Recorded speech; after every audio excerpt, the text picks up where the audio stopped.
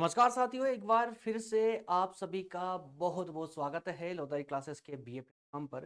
BA second year में modern history का session हमारा चल रहा था। कुछ दिनों से अभी होल्ड किया हुआ था। रीज़न बहुत सारे होते हैं दोस्तों। थोड़ा सा उसमें सबसे बड़ा जो पार्ट रोल करता है ना, वो करता है आप लोगों का इंटरेस्ट। आप लोगों का इंटरेस्ट कम जा रहा था तो हमने क्लासेस को कुछ होल्ड कर दिया था, ठीक है ना। क्योंकि मैं आपको बार बार बता चुका हूँ कि ये वाला जो सेशन है काफ़ी लंबे चलने वाला है। 35 से 40 लेक्चर के समथिंग ये सेशन चलेगा। मॉडर्न हिस्ट्री में बहुत ज़्यादा टॉपिक है, आप सिलेबस के अकॉर्डिंग देख रहे हैं ना, तो उसके अकॉर्डिंग टॉपिक में लेक्चर भी होंगे। तो आप लोगों का इंटरेस्ट रहेगा तो ही यार मैं इसको कंप्लीट करवा पाऊंगा, नहीं तो बीच बीच में होल्ड कर करके सेशन लेकर आना पड़ेगा।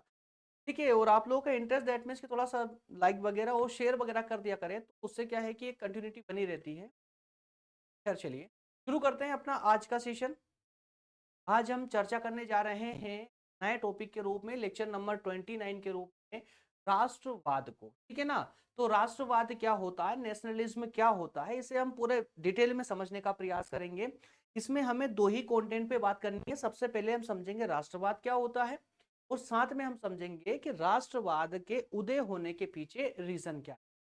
ठीक है ना। तो आइए शुरू करते हैं। जो भी नए छात्र हैं वो बता दूं कि ये सेशन जो है, इसमें कंटेंट आपको हिंदी और इंग्लिश दोनों ही माध्यम में आपको प्राप्त होगा। ठीक है ना, दोनों ही माध्यम में आपको एक कंटेंट प्राप्त होगा। चलिए शुरू करते हैं अपने सेशन को। आगे बढ़े उससे पहले एक बार ये और देख लीजिए, बीए फर्स्ट सेकंड थर्ड तीनों ही ईयर के वो सभी सब्जेक्ट जो यूट्यूब के अन्य प्लेटफॉर्म पे डिटेल में, और सबसे बड़ी बात चैप्टर बाय चैप्टर अवेलेबल नहीं होते हैं, वो सारे सब्जेक्ट इस चैनल की प्लेलिस्ट में अवेलेबल करवा दिए गए हैं आप लोगों के लिए, जिससे आप डिटेल में लेक्चर देखने के साथ ही साथ में उस लेक्चर की नोट्स को भी डाउनलोड कर सकते हैं, और एग्जाम टाइम पे लेक्चर और नोट्स दोनों लगाने के बाद बेहतर नंबरों की आकांक्षा रख सकते हैं। आइए शुरू करते हैं। हाँ, इसके अलावा यदि आप में से कोई भी छात्र प्रतियोगी परीक्षाओं की तैयारी कर रहा है या करना चाहता है, तो आप लोगों को यूट्यूब का एक अन्य प्लेटफॉर्म है प्रज्ञान हिंदी, से विजिट जरूर करना। चलिए शुरू करते हैं। और ये सब कुछ है ना, इसकी लिंक डिस्क्रिप्शन में दी गई है आप लोगों के लिए। आप चाहे तो उसे विजिट करके डिस्क्रिप्शन में जाइए इस लेक्चर की, वहां पर सारी लिंक मिल जाएगी। बस थोड़ा सा सीरियसली केयरफुली उसको पढ़िए तो सब मिल जाएगा। सिलेबस है आपका, इसमें फर्स्ट और second unit, even third unit भी आपकी कंप्लीट हो चुकी है। ठीक है ना। फोर्थ यूनिट पर अभी डिस्कस कर रहे थे। फोर्थ यूनिट का में भी दो टॉपिक हम डिस्कस कर चुके हैं, महारानी विक्टोरिया का घोषणा पत्र, लिटन और रिपन का प्रशासन।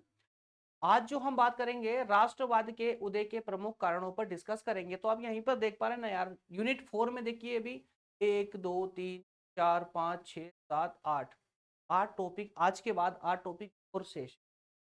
लेक्चर नंबर 29 पर हम डिस्कस कर रहे हैं ना। तो समझिए यहाँ पर 37 तो यही हो जाएंगे फोर्थ यूनिट में।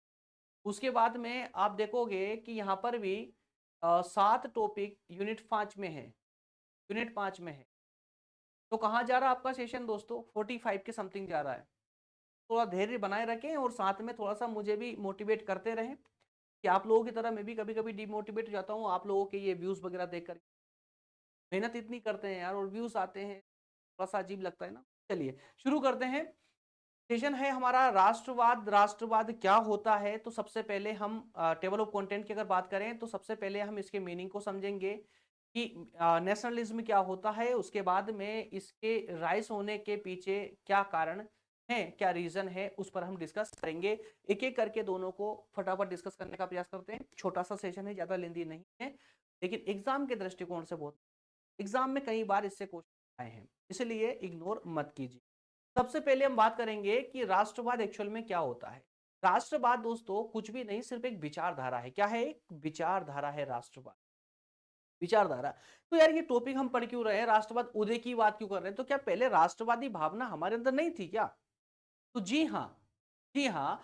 ब्रिटिश काल में या ब्रिटिश काल से पहले की अगर हम बात करें ना, उस समय अगर राष्ट्रवादी भावना हम भारतीयों के मन में होती, तो संभवतः हम किसी के गुलाम नहीं बने। आज वर्तमान में अगर आधुनिक समय की बात करें, तो आधुनिक समय में कोई भी राष्ट्र किसी भी राष्ट्र को गुलाम नहीं बना पाता है। क्यों, क्योंकि आज दुनिया के उस देश के उन नागरिकों में अपने देश के प्रति राष्ट्रवाद की विचारधारा उनमें डेवलप हो चुकी है। तो उस समय नहीं थी, बाद में डेवलप हुई है। राष्ट्रवाद का मतलब ही होता है एक विचारधारा जो एक राष्ट्र के प्रति वफादारी को दिखाती है, उसके प्रति अर्थात राष्ट्र के प्रति अपने नागरिकों का समर्पण को दिखाती है, राष्ट्र के प्रति उसकी निष्ठा को दिखाती है और ये मानती है कि ऐसे दायित्व अन्य व्यक्तिगत या समूह हितों से ऊपर होते हैं। समझिएगा, राष्ट्रवाद का मतलब सिंपल सा होता है कि उस राष्ट्र में रहने वाले नागरिकों के मन में उस राष्ट्र के प्रति वफादारी हो, उस देश के प्रति समर्पण हो, उस देश के प्रति वो एकता का भाव रखता हो और साथ ही साथ में जब बात स्वयं के हितों की आए या कुछ ग्रुप या समूह के हितों की आए या समाज के हितों की आए और एक तरफ हो राष्ट्र का हित और एक तरफ हो आपका व्यक्तिगत या आपके समाज का हित, तो वहां पर राष्ट्र के हित को ही सर्वोपरि मान्यता दी जाती है, सर्वोपरि मान करके मान्यता दी जाती है। उसी को हम राष्ट्रवादी विचारधारा कहते हैं। बात समझ आई ना? इसके अलावा राष्ट्रवाद राष्ट्रवाद के प्रति निष्ठा, उसकी प्रगति और उसके प्रति सभी नियम आदर्शों को बनाए रखने का सिद्धांत है। क्या है? राष्ट्रवाद और कुछ नहीं बल्कि नागरिकों के मन में उस राष्ट्र के प्रति श्रद्धा, निष्ठा, नियम, आदर्श ये सब बनाए रखने का एक सिद्धांत मात्र है। राष्ट्रवाद का यह विश्वास है कि लोगों का एक समूह इतिहास, परंपरा, भाषा, जातीयता और संस्कृति के आधार पर को एकीकृत करता है। ठीक है ना? तो राष्ट्रवाद का ये उपयोग बता दिया गया है, राष्ट्रवाद की उपयोगिता या राष्ट्रवाद की प्रासंगिकता। इस वाले पैराग्राफ में आपको राष्ट्रवाद की प्रासंगिकता देखने को मिलेगी।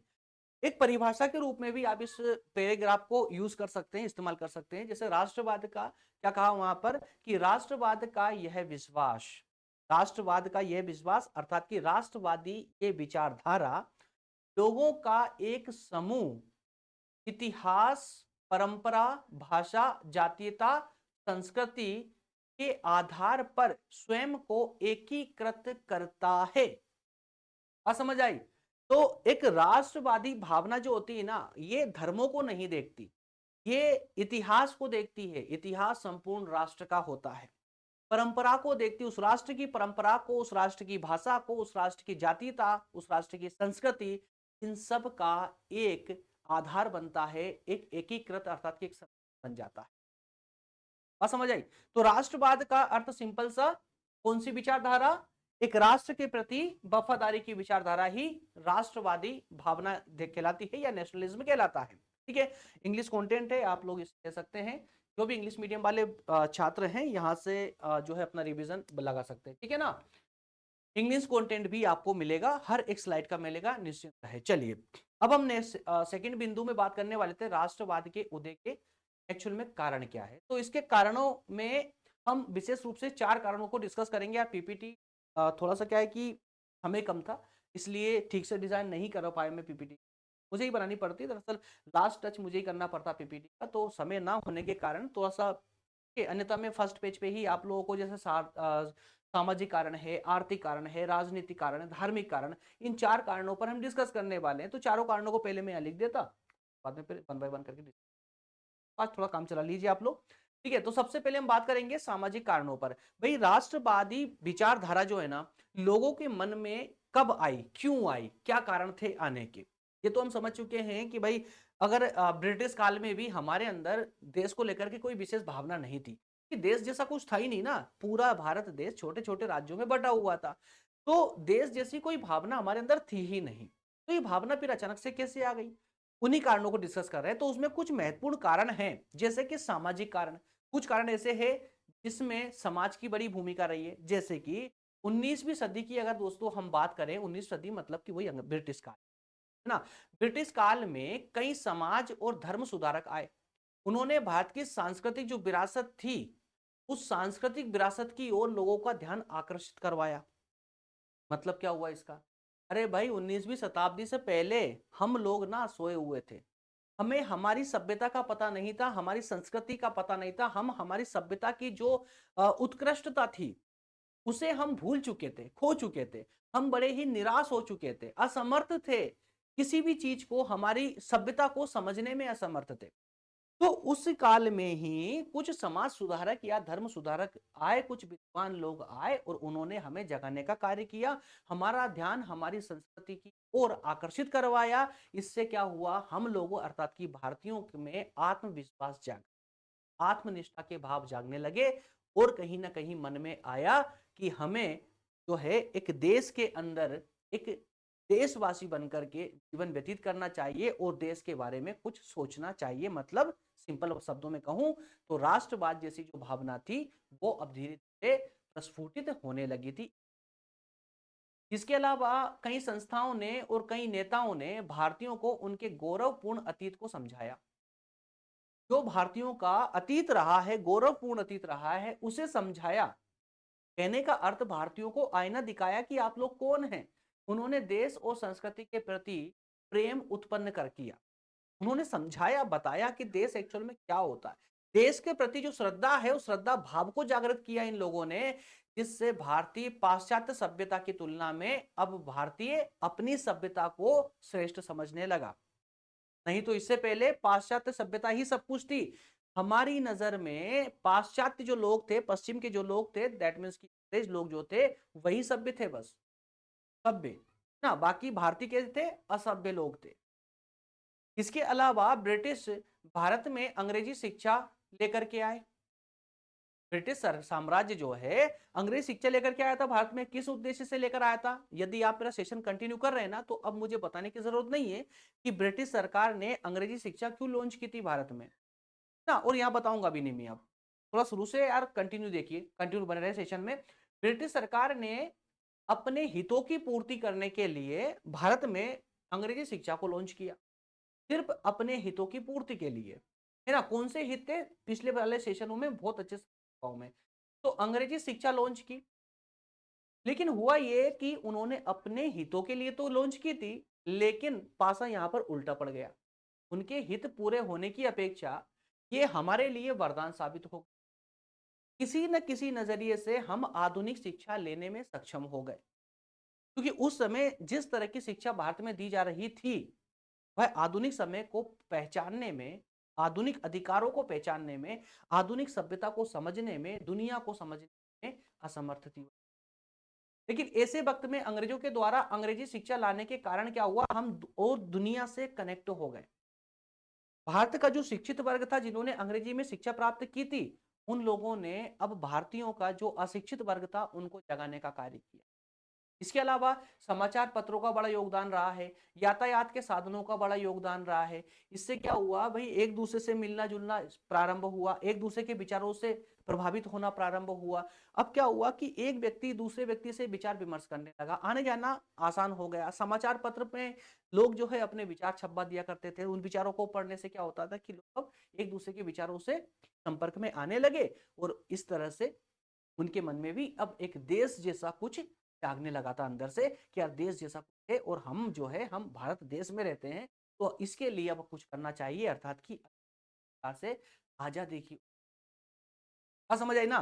तो इसी तरह से अन्य कारणों में बात करें तो आर्थिक कारण भी बड़े जिम्मेदार थे। कुछ आर्थिक परिस्थितियां उस समय ऐसी बन गई थी कि भारतीयों को लगने लगा था कि यार अब तो करो या मरो की वाली जो स्थिति थी, गांधी जी का जो नारा था वह सत्य होता प्रतीत हो रहा था कि अगर नहीं किया कुछ तो ये ब्रिटिश साम्राज्य जो है ना अब हमें जिंदा दफना देगा, मार डालेगा।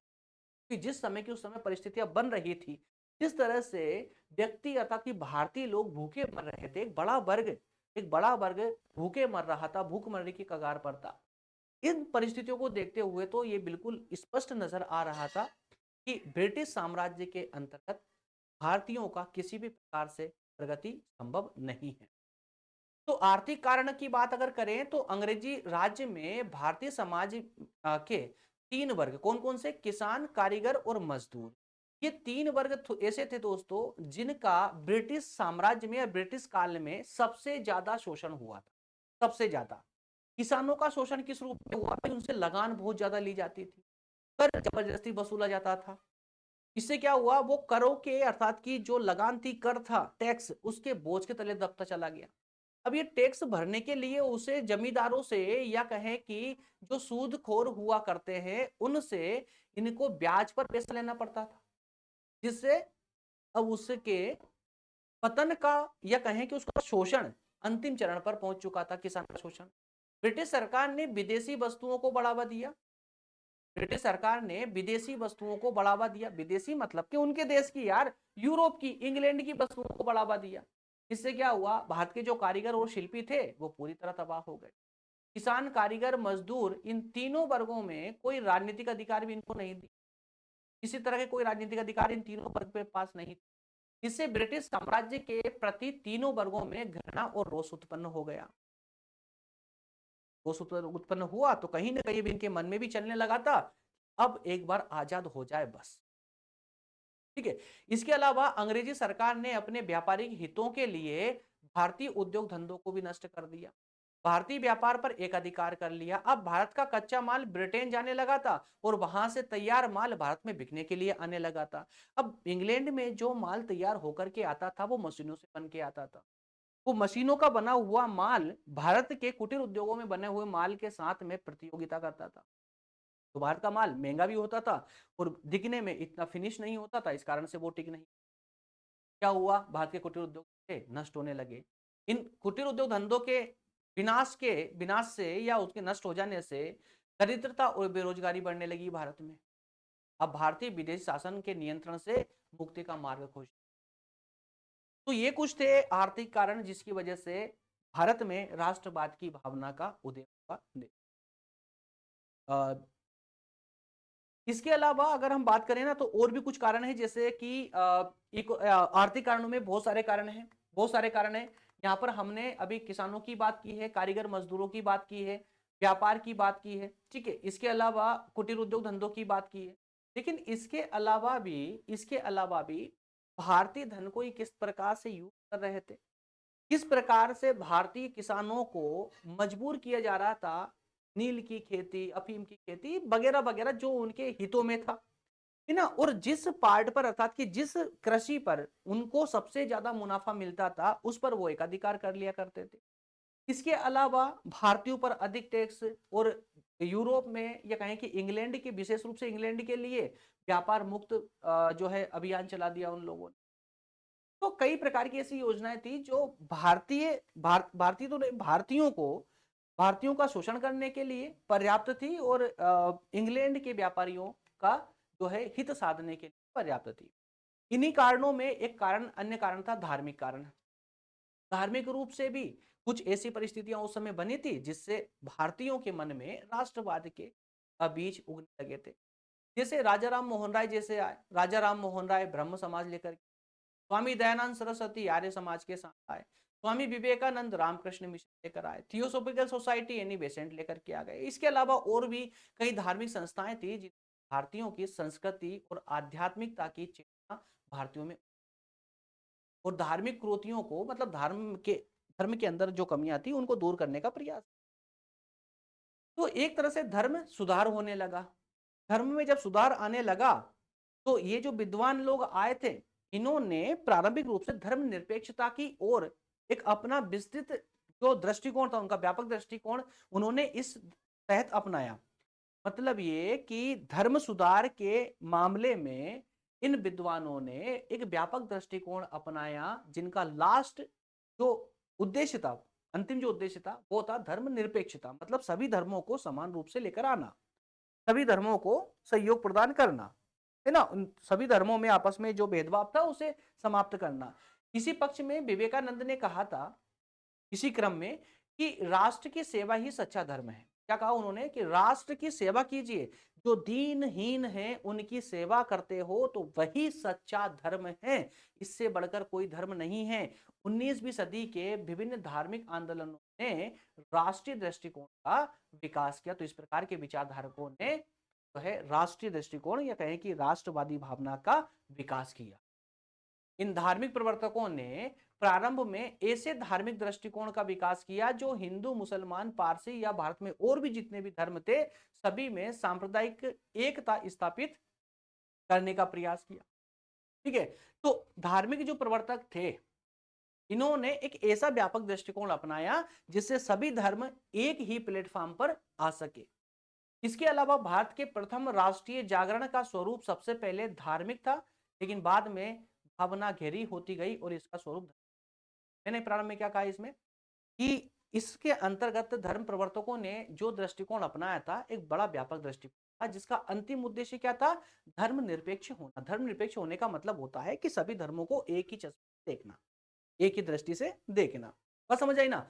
तो इन धर्म प्रवर्तकों ने जिस प्रकार की धारणा को अपनाया, जिस प्रकार का राष्ट्रीय जागरण का स्वरूप अपनाया, उसमें पहले वो धार्मिक था, लेकिन वह भावना जब धीरे-धीरे गहरी होती चली गई, तो यह स्वरूप जो है धर्मनिरपेक्ष अपने आप ही धर्मनिरपेक्ष बन गया। अर्थात सभी धर्मों को महत्व दिए जाने लगा। इसके बाद में इससे क्या हुआ? सभी धर्मों को महत्व देने से क्या हुआ कि सभी धर्म एक साथ मिलकर के आ गए अंग्रेजों का विरोध करने। सभी धर्मों के नागरिकों में, लोगों में जो है अब उनके मन में राष्ट्रवाद जैसी भावना अब जागृत हो चुकी थी। अब हर एक धर्म का हर एक व्यक्ति चाहता था कि किसी भी प्रकार से अब राष्ट्र स्वाधीन होना चाहिए, और यही भावना तो राष्ट्रवाद की भावना कहलाती है। इसके अलावा अंतिम अगर हम कारण की बात करें, तो वह है राजनीतिक कारण। तो अगर राजनीतिक कारण या कहें कि सबसे बड़े कारण की बात करें, तो सबसे बड़ा कारण भी मैं तो इसी को मानता हूं, राजनीतिक कारण। राजनीतिक रूप से ऐसी परिस्थितियों ने जन्म लिया उस समय में 19वीं शताब्दी के आसपास में, जिसके कारण लोगों में अब धीरे-धीरे ये समझ आने लग चुकी थी कि अंग्रेज जो है किसी भी प्रकार से हमारे हित में भारत में शासन नहीं करेंगे। ये विदेशी है। अंग्रेजों को पहली बार 19वीं शताब्दी ने मौका दिया भारतीयों को कि वो अंग्रेजों को पहचाने, और अंग्रेजों की इन्हीं राजनीतिक चालों के कारण ही अब हर एक भारतीय पहचानने लगा था अंग्रेजों को कि ये विदेशी है, और विदेशी अपनी जात दिखा करके और दिखा रहे थे। फूट डालो शासन करो, डिवाइड एंड रूल्स जो अपना रहे थे वो, है ना, डिवाइड एंड रूल्स की जो पॉलिसी उन लोगों ने अपनाई थी, वो पॉलिसी इसीलिए एक को अपने तरफ करके दूसरे के विरुद्ध बोलना, स्वयं नहीं बोलते करके बल्कि दूसरे के द्वारा बुलवाना। इस प्रकार की नीतियां जैसे ब्रिटिश काल में भारतीय, यूरोपियन, अमेरिकन, जापानी लोगों के संपर्क में आने लगे थे, है ना, ब्रिटिश शासन काल में, क्योंकि इस समय में अब बहुत सारी चीजें डेवलप हो चुकी थी। तो अब लोग क्या हुआ, जो भारतीय लोग थे, जो शिक्षित वर्ग के लोग थे, वो क्या हुआ उनका साथ, वो दूसरे देशों के लोगों के संपर्क में आने लगे। इससे क्या हुआ भाई, उनके विचारों से भारतीय प्रभावित होने लगा, स्वतंत्रता की बात करने लगे, समानता की बात करने लगे, प्रजातंत्र के विचारों जैसे बातें करने लगे कि क्या प्रजातंत्र क्या होता है, समानता क्या होती है, स्वतंत्रता क्या होती है। इससे पहले भारतीय कहाँ जानते थे स्वतंत्रता क्या होती है? कहाँ देखी है भारतीयों ने स्वतंत्रता? काफी लंबे अरसे से भारतीय स्वतंत्रता देखी ही नहीं, है ना। लगभग की ये मान लीजिए कि 700 ईस्वी के बाद से भारतीयों ने स्वतंत्रता देखी ही नहीं, है ना। और कुछ लोग तो आज तक गुलाम है भारत में ही, कुछ लोग आज तक गुलाम है, अंग्रेजों के नहीं, आर्थिक रूप से गुलाम है। ठीक है। तो स्वतंत्रता, समानता और प्रजातंत्र के विचारों से लोग प्रभावित होने लगे जब दूसरे देशों के लोगों से मिलने लगे, इनमें राष्ट्रीयता के विकास में। इसके अलावा विश्व की अन्य घटनाएं जो दुनिया के अलग अलग कोनों में, अलग अलग देशों में जो घटनाएं घट रही थी, जैसे कि अमेरिका की स्वाधीनता की घोषणा हो गई, भाई अमेरिका को आजाद कर दिया गया। फ्रांस में क्रांति हो गई सत्ता पलट करने के लिए। इंग्लैंड में संवैधानिक सुधार के अधिनियम आने लगे। इसके अलावा और भी जर्मनी में, है ना, फ्रांस में और कई सारी ऐसी घटनाएं घटी जिसने भारतीयों को या भारतीयों को बुद्धि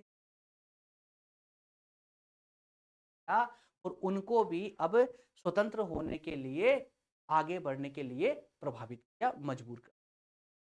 इसके अलावा अंग्रेजी शासन काल में एक जैसी शासन व्यवस्था अपनाई गई थी पूरे भारत में। ब्रिटिश शासन काल में क्या था भाई, केंद्र शासन के रूप में, केंद्र सरकार के रूप में पूरे भारत में एक जैसी शासन व्यवस्था अपनाई गई। इससे पहले क्या था? इससे पहले छोटे छोटे राज्यों में राजा अपने हिसाब से शासन करते थे, निरंकुश शासन हुआ करता था पहले भारत में। पहली बार कभी ऐसा हुआ था कि पूरे भारत पर एक ही कानून चलता था, एक जैसी शासन व्यवस्था चलती थी। क्या हुआ इससे? इससे भारत एक राष्ट्र के रूप में बंध गया था, सूत्रबद्ध हो गया पूरा भारत। तो जिसका सपना पुराने जैसे अशोक, चंद्रगुप्त मौर्य, ऐसे सम्राटों ने जो एक अखंड भारत का सपना देखा था, वो कहीं ना कहीं उसकी तस्वीर जो है ना, ब्रिटिश काल में झलक दिख रही थी। उस समय में पूरे भारत में एक जैसी शासन व्यवस्था का लागू होने का मतलब हुआ कि पूरा भारत अब एक देश के रूप में नजर आ रहा था लोगों को। सरकारी नौकरियों, इसके अलावा देखिए सरकारी नौकरियों में भी भेदभाव भारतीयों के साथ में, इसने भी बड़ा प्रभावित किया पढ़े लिखे लोगों को, शिक्षित वर्ग को। कैसा भेदभाव किया गया कि सरकारी नौकरियों में उच्च पदों से हमेशा भारतीयों को दूर रखा गया। इसके अलावा जो सिविल सर्विसेज की एग्जाम हुआ करती थी वो सिर्फ इंग्लैंड में हुआ करती थी, भारत में नहीं लिया करते थे। भारत में पद ग्रहण करने के लिए, याद रखिएगा, भारत के पद के लिए भी इंग्लैंड में ये एग्जाम लिया करते थे। तो अगर किसी को इस एग्जाम में सम्मिलित होना है तो उसको पहले इंग्लैंड जाना पड़ेगा, इंग्लैंड के लिए पैसे इकट्ठे करने पड़ेंगे। हाँ, इसके अलावा पहले उम्र सिविल सर्विसेज में शामिल होने की 21 वर्ष थी। 21 वर्ष आखिरी उम्र थी। 21 वर्ष के बाद में कोई इसकी एग्जाम नहीं दे पाएगा, भारतीय विशेष करके। और इसके बाद में उस उम्र को, मतलब भारतीयों को इस सर्विसेज से दूर रखने के लिए, उच्च पदों से दूर रखने के लिए उन्होंने 21 वर्ष घटा करके 19 वर्ष कर दी। अब खुद सोचिए, 19 वर्ष का बच्चा इंग्लैंड जाएगा एग्जाम देने के लिए, और वो भी इंग्लिश माध्यम में, अंग्रेजी माध्यम में, और वो भी किसके साथ सामना होगा उसका, जो अंग्रेजी में पैदा हुए हैं, अंग्रेजी में पले बड़े हैं, उनके साथ सामना, टक्कर होगी उससे। तो इस तरह से उन्होंने इतने भेदभाव किए कि अब जो शिक्षित वर्ग था ना, वो बहुत रुष्ट हो गया, और उसने जनता को इस कदर जगाया कि जगाया ही नहीं, बल्कि अब उन्होंने राष्ट्रीय आंदोलन का नेतृत्व किया, उन जनता का नेतृत्व किया, को बताया कि अब आपको क्या करना है, देश को आजाद करवा। इस प्रकार से, इस तरह से राष्ट्रवादी भावना का भारतीयों के अंदर उदय होना प्रारंभ हुआ। क्लियर है फ्रेंड्स? तो इस प्रकार से ये सारी चीजें कड़ी से कड़ी जुड़ती चली गई, और आखिर में जाकर के अंग्रेजों को भारत छोड़ना ही। अगले सेशन में, लेक्चर नंबर 30 में, अगले टॉपिक पर चर्चा करेंगे, जो टॉपिक होगा राजनीतिक संघ और भारतीय राष्ट्रीय कांग्रेस, है ना, भारतीय राष्ट्रीय कांग्रेस, राजनीतिक संघ और भारतीय राष्ट्रीय कांग्रेस। ये समझिए कि अब भारत आजाद होने की कगार पर है। अब भारत आजाद होने, भारतीय राष्ट्रीय कांग्रेस की बात कब करेंगे कि अब कांग्रेस जो है अंग्रेजों की नाक में दम करने वाली, ठीक है। तो कल वाले सेशन से और ज्यादा आप थोड़ा रुचिकर होने वाले सेशन के बाद के सेशन। अभी तक हम ब्रिटिश ब्रिटिश पढ़ रहे थे, अब थोड़ा सा कुछ 1857 के बाद में कोई क्रांति आप लोगों ने पढ़ी ही नहीं, है ना। तो अब जो है थोड़ा सा आगे भी पढ़ोगे आप लोग। मिलेंगे अगले सेशन दोस्तों, थैंक यू। ठीक है, टॉपिक के हिसाब से ठीक है, 27 मिनट्स, ओके। मिलते हैं दोस्तों नेक्स्ट सेशन में, बहुत धन्यवाद, थैंक यू सो मच।